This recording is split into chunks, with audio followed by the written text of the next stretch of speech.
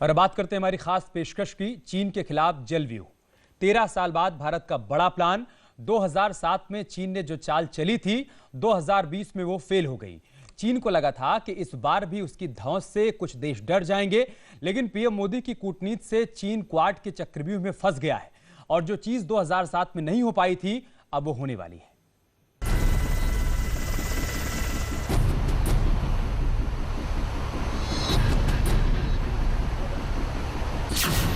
13 साल बाद मालाबार में हिंदुस्तान का बड़ा प्लान।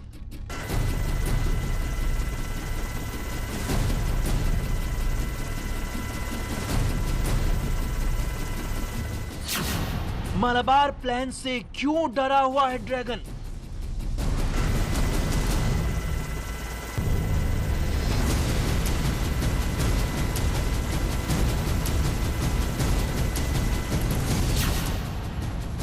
क्या हिंदुस्तान का इशारा समझ गया है चीन? खास डील से क्यों लगता है चीन को डर?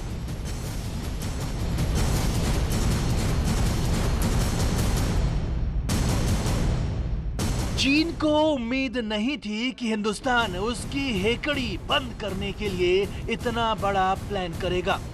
उसे लगा था कि लद्दाख में भारत को भयभीत कर देगा, लेकिन कश्मीर से मालाबार तक भारत की तैयारी देख चीन की नींद उड़ गई है। चीन के साथ लद्दाख में लाइन ऑफ एक्चुअल कंट्रोल पर भारी तनाव के बीच दक्षिण चीन सागर में भी हलचल तेज हो गई है।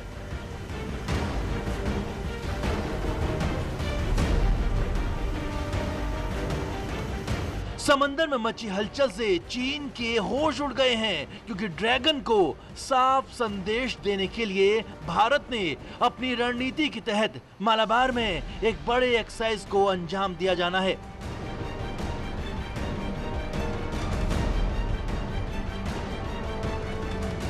भले ही मालाबार से दक्षिण चीन सागर की दूरी ज्यादा है, लेकिन अभ्यास से पहले ही वहां पर असर दिखने लगा है।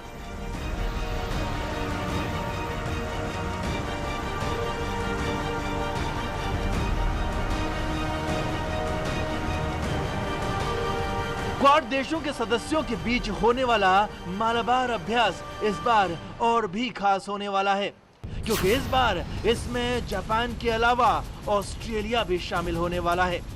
यानी भारत, अमेरिका, जापान और ऑस्ट्रेलिया की नौसेनाएं एक साथ मालाबार में जुटेंगी और अपने समुद्री शौर्य का प्रदर्शन करेंगी।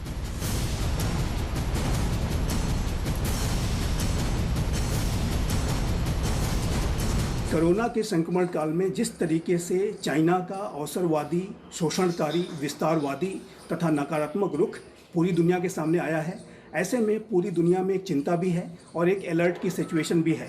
और खासकर जो लोकतांत्रिक देश हैं वो चाइना के चैलेंज को ध्यान में रखते हुए अपने कोलैबोरेशन को और अधिक गहरा कर रहे हैं। और इसी प्रक्रिया में जो भारत, अमेरिका और जापान के बीच में मालाबार सीरीज की एक्सरसाइज होती थी, उसमें अब इस वर्ष ऑस्ट्रेलिया भी शामिल होगा। मालाबार एक्सरसाइज में पहले अमेरिका और भारत शामिल होते रहे हैं, फिर जापान को शामिल किया गया और अब ऑस्ट्रेलिया के आने से ताकत और बढ़ गई है। यही चीन की चिंता का सबब है। चीन नहीं चाहता था कि दक्षिण चीन सागर में अमेरिका या किसी और देश की पकड़ मजबूत हो। ड्रैगन जानता है कि अगर मालाबार में अमेरिका, जापान, ऑस्ट्रेलिया और भारत की नौसेनाएं एक साथ आ गई तो दक्षिण चीन सागर में भी इसका सीधा असर दिखेगा। यही नहीं, अगर युद्ध छिड़ गया तो चीन चारों ओर से घिर जाएगा और फिर उसके लिए सामना करना मुश्किल हो जाएगा।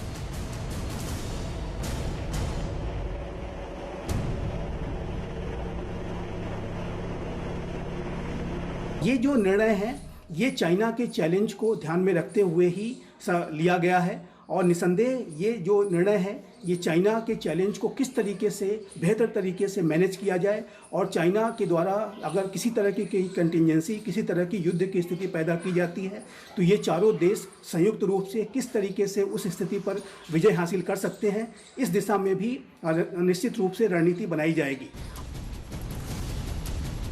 बताया जा रहा है कि चीन की हेकड़ी निकालने के लिए ही हाल में क्वाड की टोक्यो में बेहद खास बैठक हुई थी, जिसमें सदस्य देशों के विदेश मंत्रियों ने हिस्सा लिया था। इसी बैठक में ऑस्ट्रेलिया को शामिल करने पर भी मोहर लगी थी। ऑस्ट्रेलिया के शामिल होने से एक तरह से चीन की नाकेबंदी हो गई है। नवंबर में बंगाल की खाड़ी और अरब सागर के बीच मालाबार में 4 देशों की नौसेनाएं अपना युद्ध कौशल दिखाएंगी।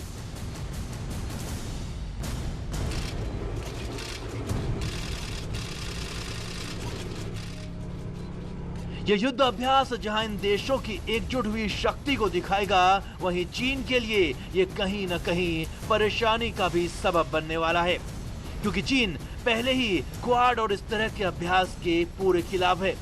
चीन का कहना है कि यह संगठन उसके खिलाफ बना है, जबकि वो किसी भी देश के खिलाफ नहीं है। अब पूरे जो इंडो पैसिफिक रीजन में ये जो चारों लोकतांत्रिक देश हैं आपस में अपने कोलैबोरेशन को मजबूत करते जा रहे हैं और लगातार इस बात की ये चारों देश कोशिश कर रहे हैं कि एक रूल बेस्ड ऑर्डर को स्थापित किया जाए। जिस तरीके से चाइना का विस्तारवाद इस कोरोना के संक्रमण काल में सामने आया है, जिस तरीके से चाइना ने इंडिया चाइना बॉर्डर पे एक फेस ऑफ की सिचुएशन पैदा कर रखी है, ताइवान के साथ एक तनाव पैदा कर रखा है, साउथ चाइना सी में भी चाइना पूरे साउथ चाइना सी पे अपना क्लेम जो जिस तरह से करता है, उसको ध्यान में रखते हुए चारों लोकतांत्रिक देश अब और अधिक गहरे तरीके से एक दूसरे के साथ कोलैबोरेट करेंगे।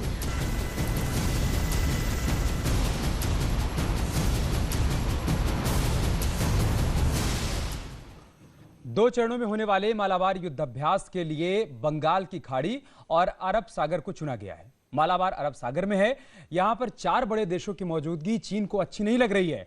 ऊपर से ड्रैगन को और मिर्ची तब लगेगी जब भारत और अमेरिका के बीच मंत्री स्तर की 2+2 मीटिंग में खास सैन्य समझौता हो जाएगा। दोनों देशों के रक्षा और विदेश मंत्रियों के बीच 26-27 अक्टूबर को बड़ी बैठक होनी है। भारत के इस फैसले से चीन को तगड़ा झटका लगा है।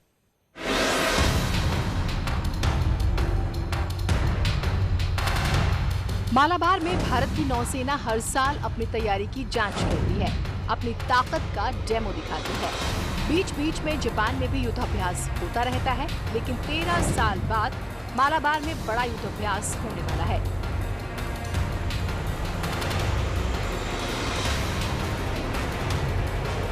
चीन इस युद्धाभ्यास को अपने खिलाफ मान रहा है।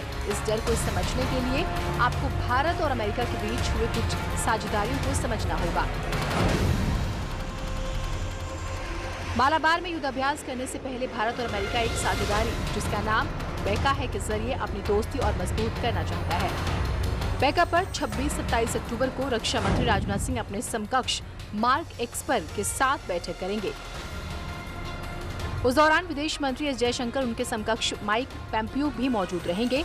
इस बैठक में बेका यानी basic exchange and cooperation agreement पर समझौता हो सकता है।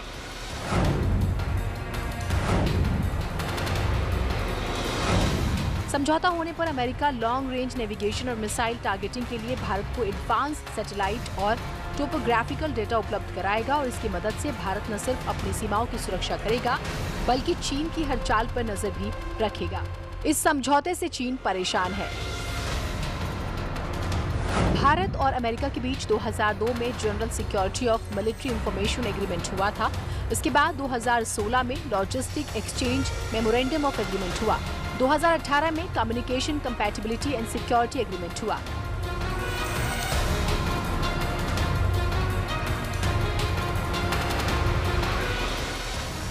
फरवरी 2019 में जब अमेरिकी राष्ट्रपति डोनाल्ड ट्रंप भारत आए थे, तब बेका पर चर्चा शुरू हुई और अब समझौता अपने अंतिम रूप में है, इसलिए चीन की बेचैनी बढ़ गई है। बेका को लेकर तेजी और मालाबार में क्वाड देशों का एक साथ आना सीधे तौर पर चीन को संकेत के रूप में देखा जा रहा है। पिछले हफ्ते विदेश मंत्री एस जयशंकर ने चीन को अहम सुरक्षा चुनौती करार दिया था। भारत ने क्वाड में शामिल हर देश के साथ logistic exchange memorandum of agreement sign कर रखा है। इससे भारत ही नहीं, इन 4 देशों को फायदा होगा, क्योंकि जरूरत पड़ने पर इन देशों के मिलिट्री बेसिस में संसाधन हासिल होते हैं। चीन इसी वजह से घबराया हुआ है।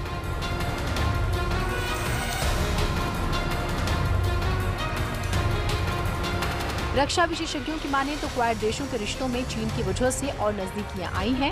खास तौर से दक्षिण चीन सागर में जिस तरह ड्रैगन ने कब्जा बढ़ा रखा है, उससे न सिर्फ अमेरिका को दिक्कत हो रही है बल्कि जापान भी चिंतित है। चाइना का विस्तारवाद आज दुनिया के लिए सबसे बड़ा खतरा बन चुका है और इसी चाइना के विस्तारवादी, शोषणकारी, अवसरवादी रुख के ऊपर और उसकी चुनौती के ऊपर लगाम लगाने के लिए दुनिया के सारे लोकतांत्रिक देश साथ में आ रहे हैं, जिसमें कि भारत, अमेरिका, ऑस्ट्रेलिया और जापान इसका नेतृत्व कर रहे हैं। आने वाले समय में ये जो क्वाड का जो इनिशिएटिव है, जिसमें ये 4 देश शामिल हैं, ये और आगे बढ़ सकता है। क्वाड प्लस का भी आइडिया है, जिसमें कि न्यूजीलैंड, फ्रांस, साउथ कोरिया जैसे देश भी शामिल हो सकते हैं, अन्य लोकतांत्रिक देश भी इसमें शामिल हो सकते हैं। यार रुक रहे छोटे से ब्रेक के लिए, जल्द होगी वापसी।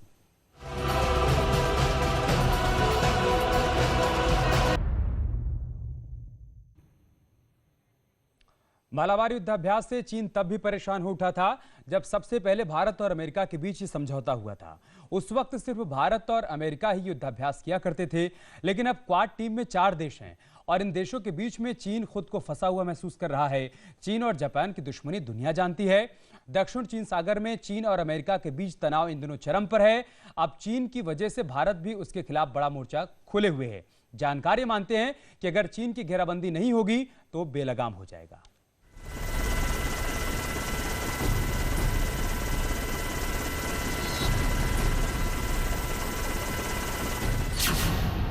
केरल के पास मालाबार में 24वें युद्धाभ्यास की तैयारी।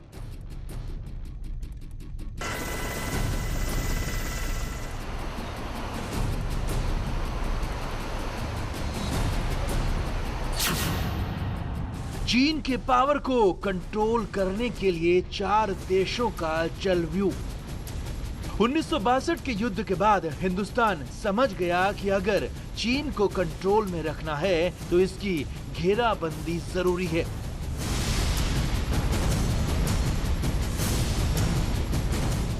लेकिन हुक्मरानों ने इस काम को बहुत धीमी गति से किया। लेकिन मोदी सरकार बनने के बाद चीन की चौतरफा घेराबंदी हो रही है। हालांकि समंदर में ताकत बढ़ाने की कोशिशें पहले से ही हो रही थी।